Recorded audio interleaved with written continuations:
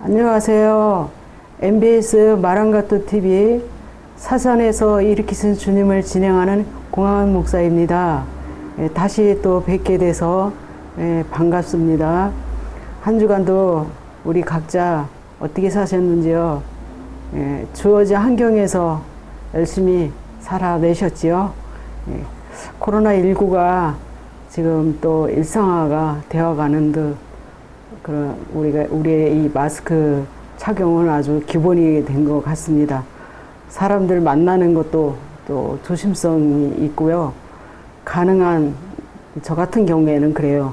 가능한 식당이나 많은 사람들이 있는 곳을 피하고 있지만 좀 답답하지만 나와 이웃을 지키는 길이기도 하고 또 몸은 멀어도 서로 마음은 가까이 하고 우리가 서로 또 전화로 통화하면서 그렇게 서로 자유롭게 만날 수 있기를 그날을 또 소원해 봅니다. 또 오늘 하나님 말씀을 같이 읽어 보겠습니다. 요한복음 3장 16절과 3장 18절까지와 요한복음 6장 63절. 뭐 설교 많이 하시고 잘 하시는 분들 계시니까 저는 이제 제 살아온 여정에 하나님의 이끄심 그 과정을 말씀드리는 과정에서 또 제가 하나님 말씀을 읽지 않고는 또 그냥 갈 수가 없는 그렇기 때문에 양해해 주시고요. 성경이 있으신 분들은 같이 읽으시고 또 공학 목사를 또 이끄신 하나님을 또 만나시는 귀한 시간들 되시기를 바랍니다. 그래서 오늘은 좀 말씀이 끝날 때도 좀 있을 겁니다. 요한복음 3장 16절 우리 많이들 적용하고 아시죠?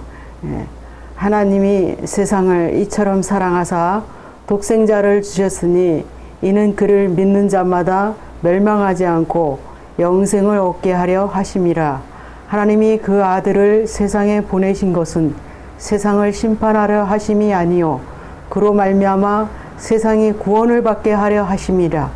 그를 믿는 자는 심판을 받지 아니하는 것이요 믿지 아니하는 자는 하나님의 독생자의 이름을 믿지 아니하므로 벌써 심판을 받은 것이니라.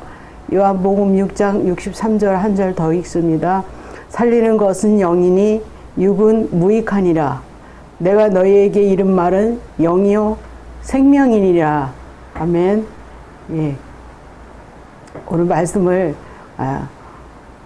잘 좀 한번 생각해 보시기 바랍니다. 예수님께서 세상에 오신 것은 세상이 구원을 받게 하려 하심이라고 그랬을 때요. 그리고 우리를 살리는 것이고 살리는 것은 또 영이라고 하셨습니다. 우리의 육은 무익한 존재, 무익하라고 그랬어요. 우리에게 이른 말은 영이요 생명이라 그랬습니다. 저는 언제나 지난 방송에도 늘 말씀드렸지만은 언제나 아플 때나 가장 고통스러울 때나 또 힘든 검사 과정일 때는 제가 일부러 외우려고 하지 않아도 하나님이 이 말씀을 또 마음속에서 이 말씀으로 끌고 가셔요. 그래서 그 긴 시간을 짧은 시간에 이겨내게 하시고 그런 은혜가 있습니다.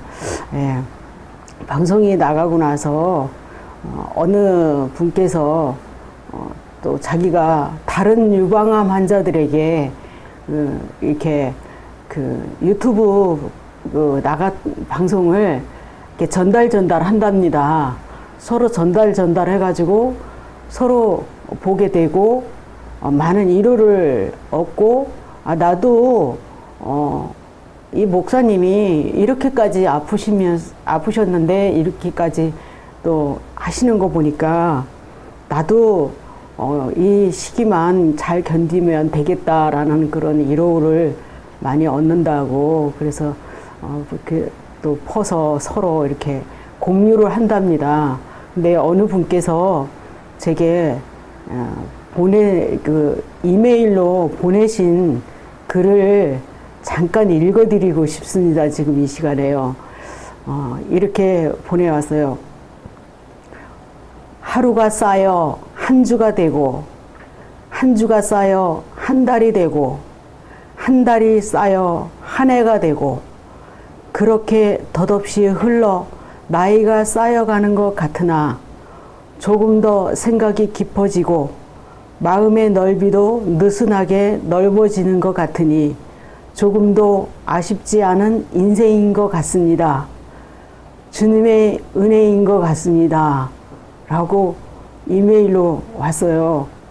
그러면서 참 제가 이 이메일을 보면서 또 답장을 또 이렇게 해드렸습니다만, 이 지나간 그 방송 제목이 유방암 삶의 질 어떻게 높이고 계십니까? 라였지요.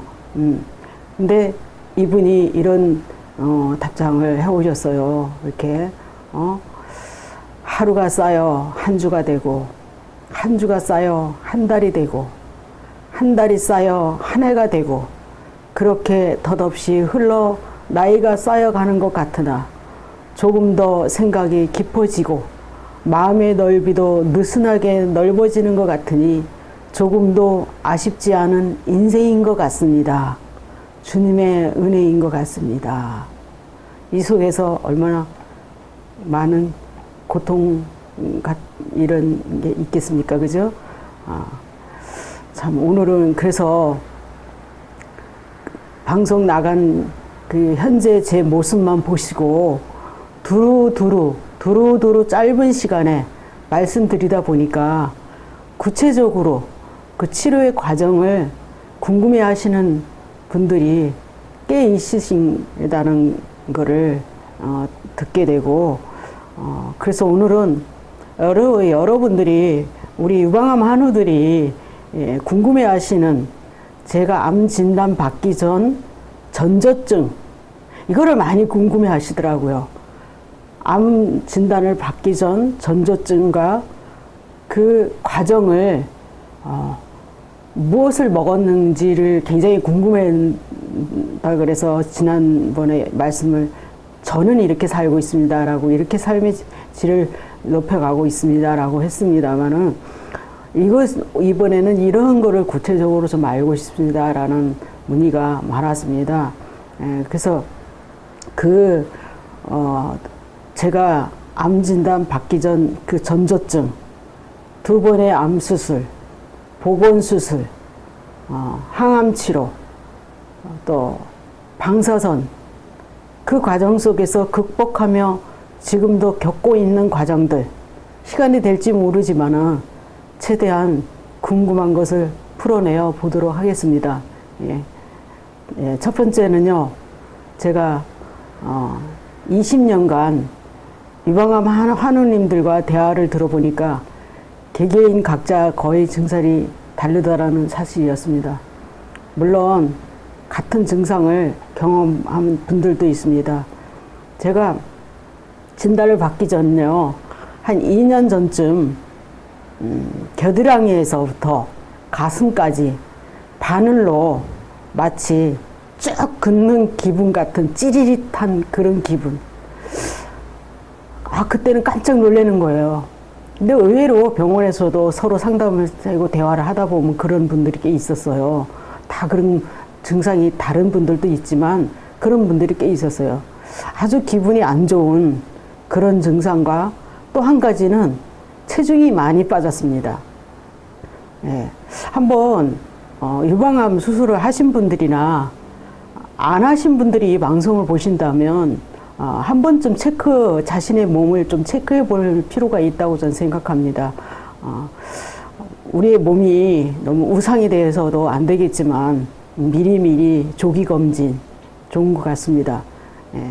그리고 저는 날씬한 거로 착각을 했어요.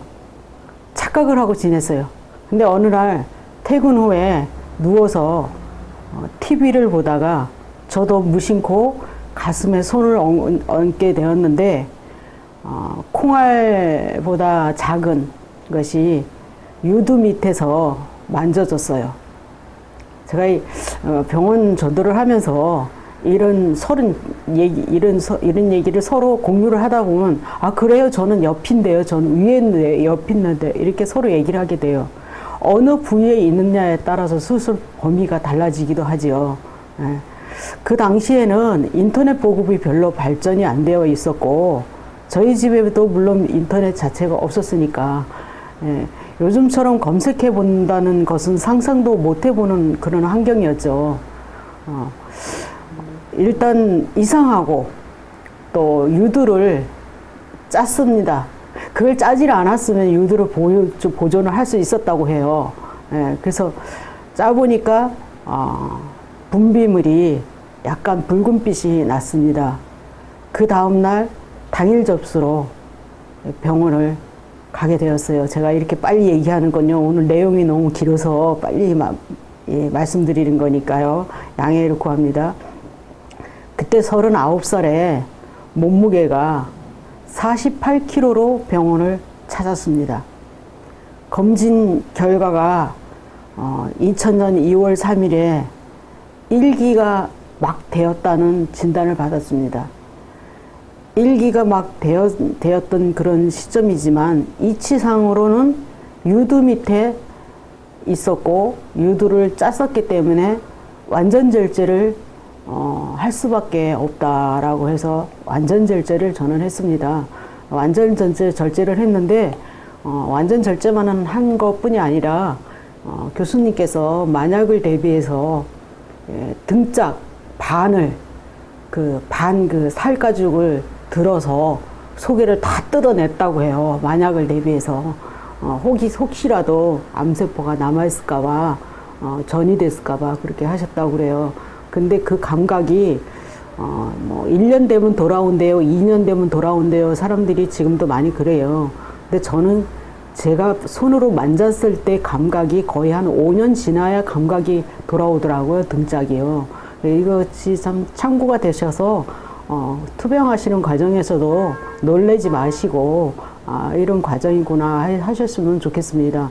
그래서 복원을 하는데 절제 수술 후에 성형외과에서 바로 이어서 들어가서 수술을 마치다 보니까 9시간이라는 시간이 흐르게 됐습니다.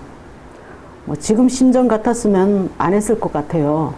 근데 참 그때는 39 나이도 어렸고 했으니까 그 고난은 여자의 그 상실감은 80세 되신 할머니가 유방암 수술을 했는데도 암 때문에 울지 않고 그 상실감에 우시더라고요. 그러니까 그 상실감이 크다 보니까 복원을 할 수 있다는 것에 동의를 하고 복원을 했습니다.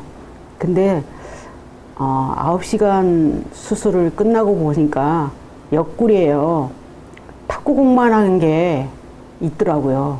그래서 이게 뭐냐고 그랬더니 그것을 통해서 관이 이제 가슴 쪽으로 연결되어 있습니다. 가슴 속에 백을 넣었기 때문에요. 한 번씩, 일주일에 한 번씩 식염수를 넣어서 늘리는 작업을 하는데 6개월을 했습니다. 근데 그때 항암 치료를 12번을 하는데 그 항암 치료 하면서 토하고 힘들고 못 먹고 뭐 50m 걷다가 주저앉고 워낙에 몸무게가 빠진 상태였기 때문에 견디기가 그렇게 힘들었는데 요즘 유방암 수술하시는 분들은 3일이면 일어나서 뭐 운동하고 그러셔요. 워낙 잘 드시고 조기 발견을 하고 하니까 회복도 빠르신 것 같아요. 저 같은 경우에는 그렇게 고생을 했습니다. 근데 더 힘들었던 것은 그 살을 늘리는 일이 진통제 없이는 밤에 잘 수도 없었습니다. 항암으로 인해서 먹지도 못하고 토하고 고생을 어떻게 말로 다 할 수 있겠어요. 근데 6개월 만에 다시 5시간 가까이 걸리면서 처음 넣었던 그 백을 빼고 또 가슴 수술을 다시 했습니다. 그래서 그렇게 고생을 엄청 했는데 다른 한우들과 공유를 잘 안 했고 치료를 끝났으니 일상생활을 해도 좋다는 것을 저는 그 이상으로 상상하고 하던 일을 계속하고 새벽까지 일을 했습니다. 아이들이 어렵기에 일을 해야만 되었던 그런 환경이었습니다. 근데 2003년도에 다시 또 그 같은 자리에서 또 만져져서 만모통 수술로 제거를 했습니다. 이게 굉장히 궁금하신가 봐요. 모두요. 두 번째 수술을 같은 자리에서 어떻게 수술했는가. 그를 우리 여성은 가슴과 갑상선과 자궁은 같은 그 호르몬 그 선이라고 해요. 그래서 가슴 수술, 또 갑상선 수술, 자궁암 수술 동시에 그걸 몇 년간 다 하신 분들도 있어요. 그러면서도 이겨내시는 분들은 있고 그렇습니다. 그렇다고 또 나에게도 그런 게 올까 하고 두려워하지 마십시오. 예. 또 이제 반대쪽에 가서 또 반대쪽까지 절제하시는 분들도 있고 그런데 이런 거를 아시고 이제 긍정적인 것만 건지시고 너무 지나친 걱정은 안 하시는 게 좋을 것 같습니다. 2003년도에 저는 이렇게 만무통으로 수술을 제거하고 그때 더 고생했죠. 항암 치료는 제가 거절을 했습니다. 거절할 때 녹음을 하더라고요. 예, 본인이 거절했습니다 하고 그런 거를. 근데 지금도 그때 항암을 거절한 것은 후회하지 않아요. 근데 그 항암 치료를 거절했더니 먹는 항암약을 8개월을 먹자고 했는데 4개월 먹고 나서 앞이 안 보여서 쓰러지게 됐었습니다. 예, 그래서 그만하자 해갖고 4개월만 먹고 약을 끊었는데 그때부터 제가 안경도 더 쓰게 됐었죠. 근데 방사선은 36회를 마치는 동안 참 힘들었었어요. 예.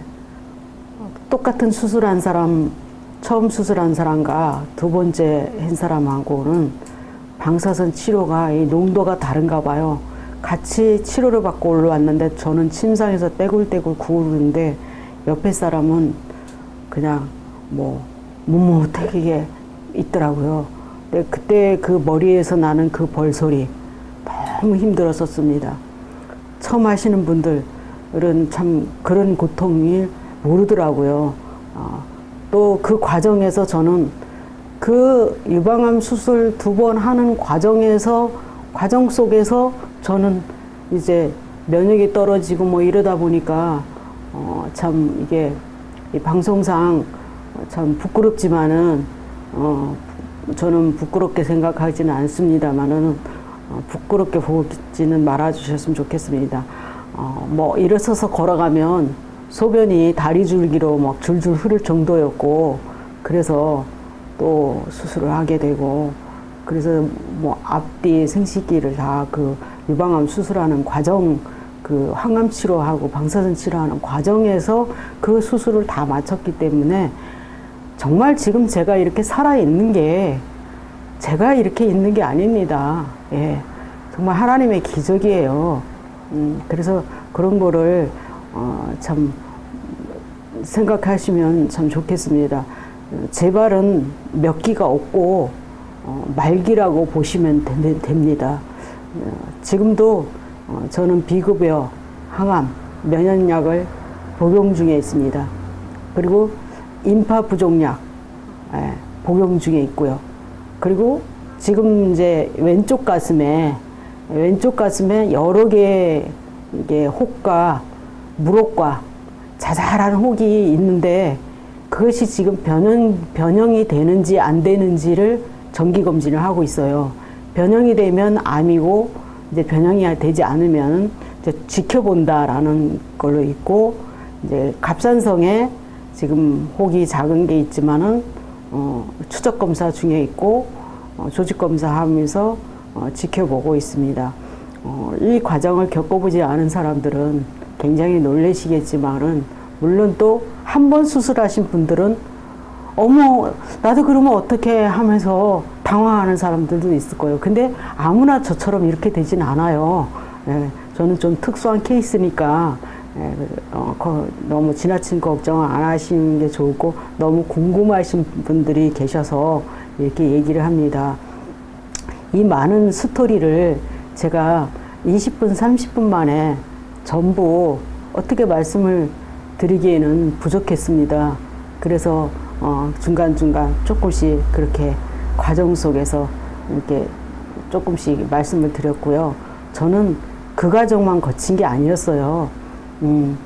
이 목회에 들어오기 전에 세상 일을 할 때 이게 벌어졌던 어떤 사업이나 뭐 하던 일들이 참 우리가 살다 보면 무고히 억울하게 소송에 휘말리는 경우도 굉장히 참 많습니다. 예, 근데 그 항암 치료하고 방사선 치료하는 과정에서 속에서도 119 실려서 병원 가는 거는 뭐 수시로였습니다. 아프기 전 이런 하던 일들이 그 법정 분쟁도 그 과정에서 일어났던 거예요. 그 후에 일어났던 게 아니고 그 치료 과정에서 일어났던 거기 때문에 얼마나 스트레스를 많이 받았겠습니까? 그러니까 제가 지금 이렇게 앉아 있는 게 제가 어떻게 뭘 해서가 아닙니다. 하나님의 작품이죠. 예. 그래서 여러 그 몇 권을 다 승소를 했습니다만 저는 그때 한 가지 깨달은 게 있어요.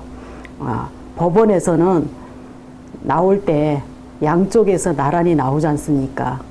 상대 측과 고소인과 이쪽 피해자와 이제 같이 나오지 않습니까?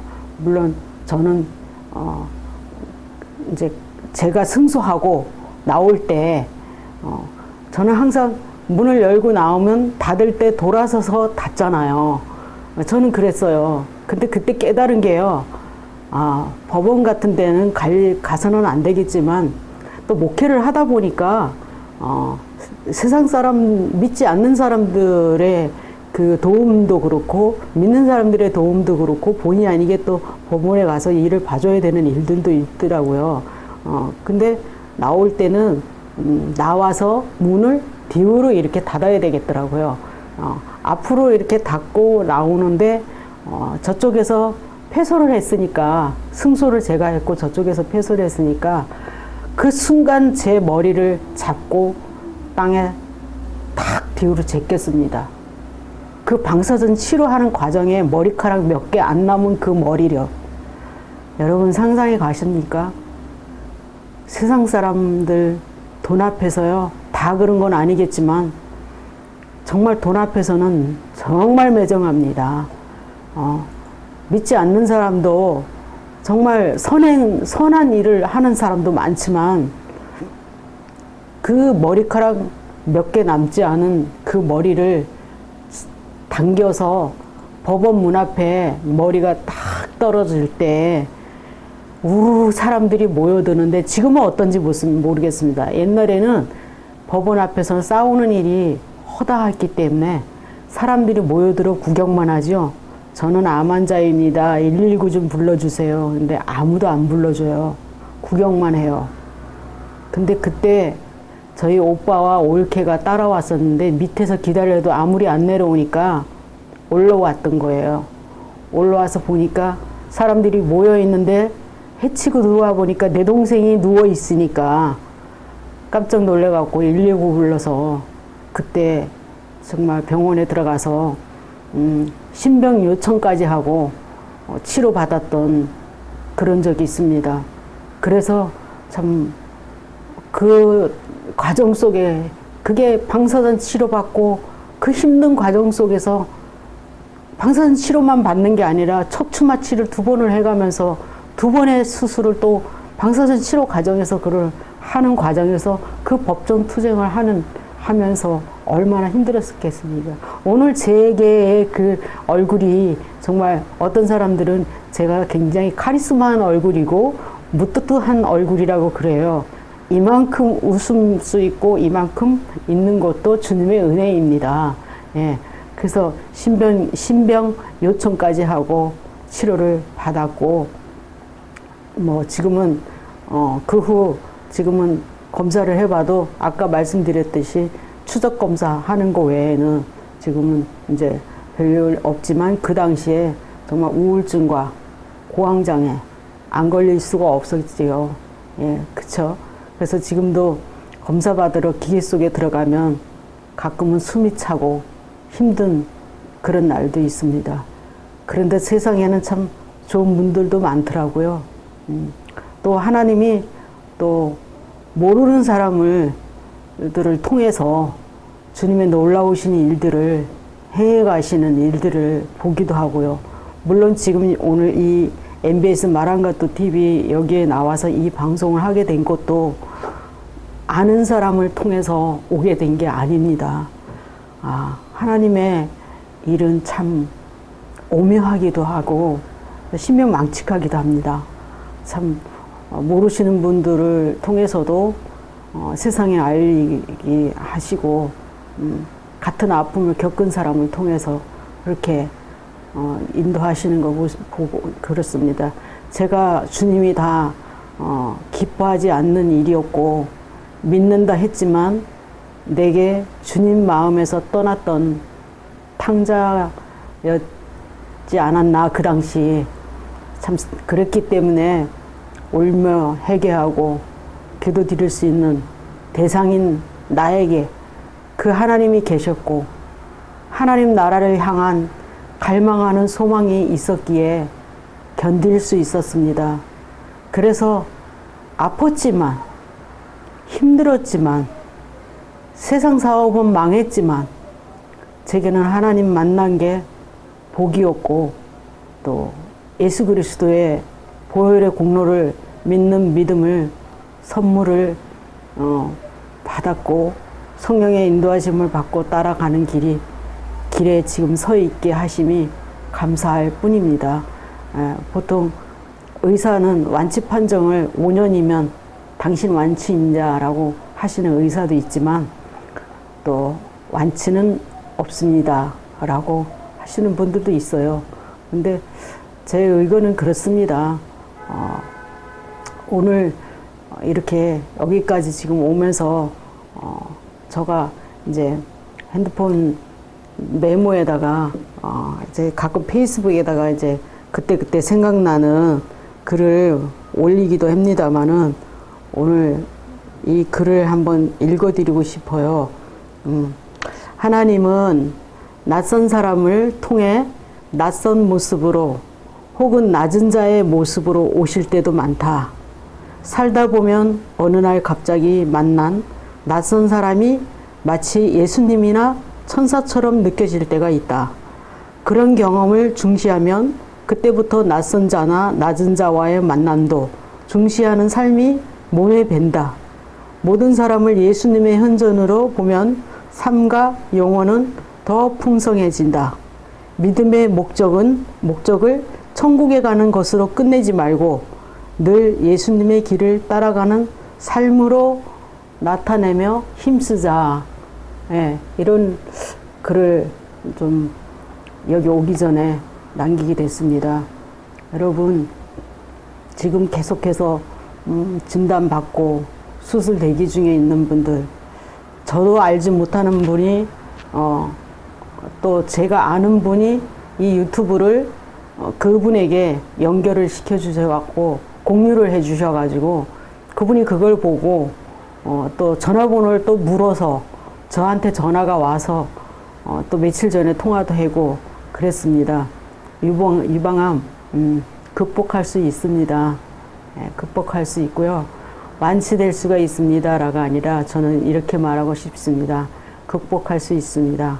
그리고 우리가 어떻게 되었든 삶의 질을 높여가는 그런 삶을 살아가길 원합니다. 그리고 누가 어떻게 되었든 우리의 모든 인간은 이 땅에서 영원히 살 수 없다는 걸 우리는 인정해야 됩니다. 그리고 얼마까지, 언제까지, 어느 때까지 땅에 우리가 머물지 우리도 알 수 없고 하나님만 아십니다.